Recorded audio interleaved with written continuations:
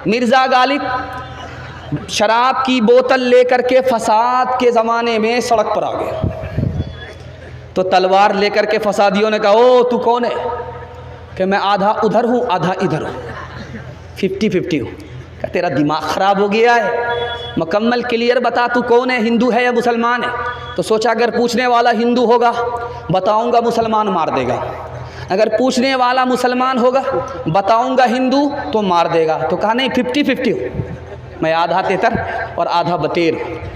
का ज़्यादा मंतिक से काम निकालने की कोशिश मत करो, तुम आधा हिंदू आधा मुसलमान कैसे हो? तो मिर्ज़ा गालिब ने कहा, मैं सूअर खाता नहीं शराब पीता हूँ, इसलिए आधा हिंदू आधा मुसलमान। कौम से मैं की सिफारिश क्या करूं, नेक को शैतान कर देती है ये। कौम से मैं की सिफारिश क्या करूं, नेक को शैतान कर देती है ये। कौम से मैं की सिफारिश क्या करूं, नेक को शैतान कर देती है ये। एक जौहर है फ़कत उसमें मुफीद, एक जौहर है फ़कत उसमें मुफीद, खुदकुशी आसान कर देती है ये। गिलासों में जो डूबे फिर न उभरे जिंदगानी में, हजारों बह गए इन बोतलों के बंद पानी में। न कर बर्बाद अपनी जिंदगी बोतल के दीवाने, वो काटेगा बुढ़ापे में जो बोता है जवानी में। ये दारू का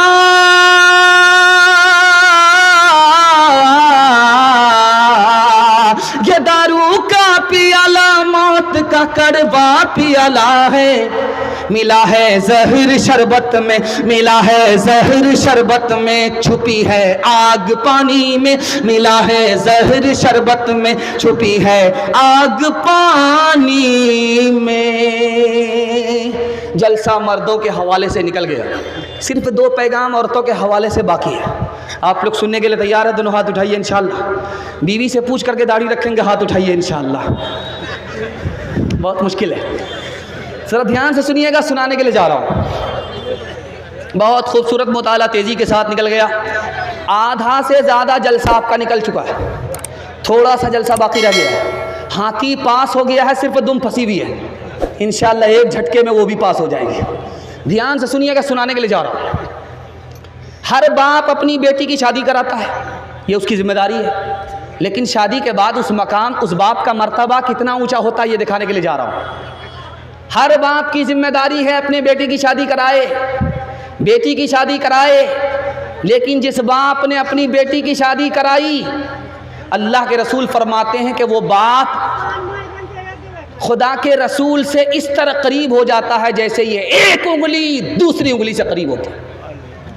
दूसरी मिसाल आपके सामने है, हर कुंवारी लड़की नमाज पढ़ती है, हर शादीशुदा लड़की नमाज पढ़ती है, लेकिन दोनों का फ़र्क दिखा रहा हूँ। कुंवारी लड़की अगर नमाज पढ़े, एक नमाज का सवाब 10 नमाज मिलता है, लेकिन शादीशुदा लड़की जैसे ही नमाज पढ़े, एक नमाज का सवाब 21 नमाज मिला करता।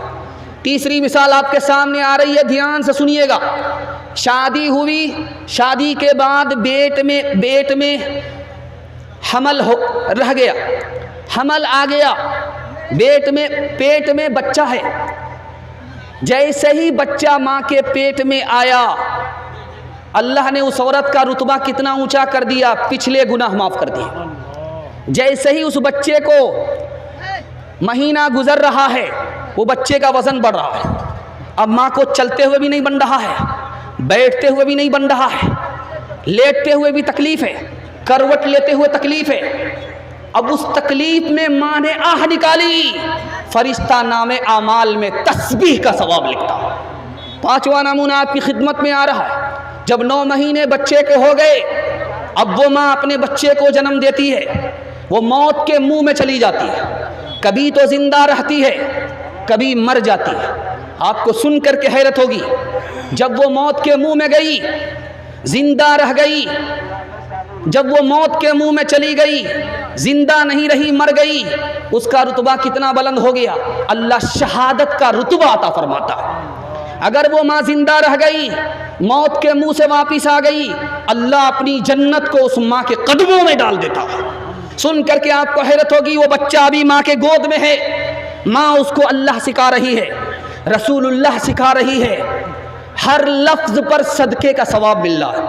बच्चा बड़ा हुआ, माँ की तमन्ना है कि ये मदरसे में जा कर के पढ़े, बाप की आरजू है ये मदरसे में हाफिज कुरान बने। जैसे ही वो बच्चा हाफिज कुरान हो गया, बच्चे को रुतबा बाद में मिलेगा, पहले माँ बाप को मिलेगा। सर पर ऐसा अल्लाह का ताज डालेगा कि सूरज भी उसके सामने फीका पड़ जाएगा। इससे भी बढ़कर के एक बात और आपके सामने रखने के लिए जा रहा हूँ। मैके से ससुराल आई है बेटी, मैके से आई, देखा कि एक चप्पल वहाँ है, दूसरी चप्पल वहाँ है, एक जूता वहाँ पड़ा हुआ है, दूसरा जूता वहाँ पड़ा हुआ है। उस लड़की ने सिर्फ इतना काम किया कि उस जूते को वहाँ से उठाया, वहाँ रख दिया, उस चप्पल को वहाँ से उठाया, यहाँ रख दिया।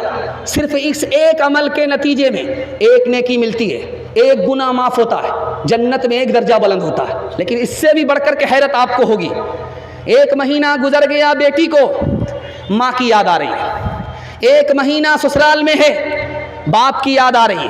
अब वो शौहर को फ़ोन करती है, मैं अपने बाप से मिलना चाहती हूँ, मैं अपने माँ से मिलना चाहती हूँ, मुझको इजाज़त दो। उधर से शौहर ने इजाज़त दी, शौहर की इजाज़त लेकर के बेटी ससुराल से मैके आ रही है। एक एक कदम उठाने पर 100 गुना माफ़ हो रहे, 100 दर्जे बुलंद हो रहे, 100 नेकी में इजाफा हो रहा। आखिरी बात दिखाने के लिए जा रहा हूँ। जैसे ही माँ को पता चल गया मेरी बेटी आ रही है, जैसे ही बाप को पता चल गया कि मेरी बेटी आ रही है, वो बीमार बाप कभी उठता है, कभी बैठता है, कभी दरवाजे पर आता है, बेटी को देख रहा है, फिर वापिस हो जाता है। माँ भी परेशान, बेटी नहीं आई है, बाप परेशान, बेटी नहीं आई है। जैसे ही बेटी आई, माँ के दिल की कली खिल गई। वो बूढ़ी माँ बुढ़ापे को भूल जाती है, वो बीमार बाप बीमारी को भूल जाता है। मोहब्बत की निगाह माँ बाप ने डाली, बेटी ने माँ बाप पर मोहब्बत की निगाह डाली। जानते हैं क्या होता है इनकलाब? अल्लाह हर नज़र के बदले उस बेटी को मोहब्बत की नज़र के बदले एक मकबूल हज का सवाब अता फरमाता। ध्यान से सुनिए, आपके सामने आ रहा है, मैं आपको बयान सुना रहा हूँ, कुरान सुना रहा हूँ, शेर व शायरी सुना रहा हूँ। आपको मज़ा आता होगा, नहीं आता होगा, ये अल्लाह को मालूम। लेकिन कौन से काम में ज़्यादा मज़ा आता है, ये मैं आपके सामने रखने के लिए जा रहा हूँ। अल्लाह आपके इल्म में इजाफ़ा फरमाए, मेरे मुताला को ताज़ा फरमाए। कुरान पढ़ने में भी ज़्यादा मज़ा नहीं आता, बयान सुनने में भी ज़्यादा मज़ा नहीं आता, रोज़ा रखने में तो मज़ा ही किरकिरा जाता, नमाज़ पढ़ने को तो दिल ही नहीं चाहता, नमाज भी मुश्किल, मज़ा नहीं आता। एक काम जिसमें जितना ज़्यादा मज़ा आता है किसी काम में नहीं आता, अल्लाह के घर जा कर के उसके घर के तवाफ़ करने में जितना मज़ा आता किसी काम में मज़ा नहीं आता। बेटा माँ की पीठ पर, माँ को अपनी पीठ पर लेकर के तवाफ़ कर रहा है। तो एक बूढ़े ने कहा कि बेटा ये कौन है? कहा ये मेरी माँ है। तो उस बच्चे ने कहा कि चचा जान ये बताओ, मैं 7 साल से अपनी माँ को तवाफ़ करा रहा हूँ, ये बताओ कि दूध का हक अदा हुआ कि नहीं हुआ? कहा बेटा दूध के हक अदा करने को चले हो 7 साल में, बहुत मुश्किल है। तुम्हारी माँ गरीब थी, उसके पास एक ही बिस्तर था, दूसरा बिस्तर नहीं था। तुमने रात में पेशाब कर दिया, तुमने रात में पखाना कर दिया, तुम्हारी माँ ने उठ करके तुम्हारे पखाने को साफ़ किया, तुम्हारे पेशाब को धोया, और उसके पास एक ही बिस्तर था, सर्दी का ज़माना था। उसी कच्चे बिस्तर में, गीले बिस्तर में तुम्हारी माँ सो गई, तुमको अपने पेट पर लेकर के पूरी रात गुजार दी। अभी तो उसे एक रात का हक अदा नहीं हुआ है, दूध का हक कहाँ से अदा कर सकोगे?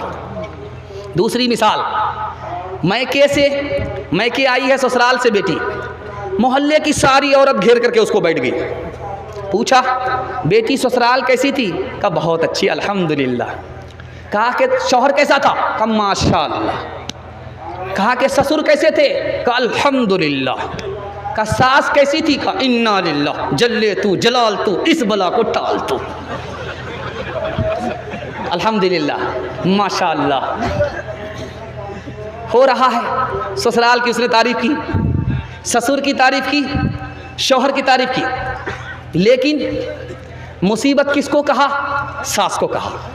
अब पकड़ने वाले ने पकड़ लिया, कहा बेटी एक बात बताओ, तुम जो उस घर में गई हो कौन लेकर के गई तुमको? कहा मेरी सास आई थी, मुझको पसंद किया था, अपने लड़के से निकाह करा करके ले गई थी। कहा कि सास ने अगर ये एहसान तुम्हारे ऊपर नहीं किया होता तो तुमको इतना अच्छा घर मिलता नहीं मिलता। अब लड़की हाथ जोड़ करके खड़ी हो गई, मसला हल हो गया।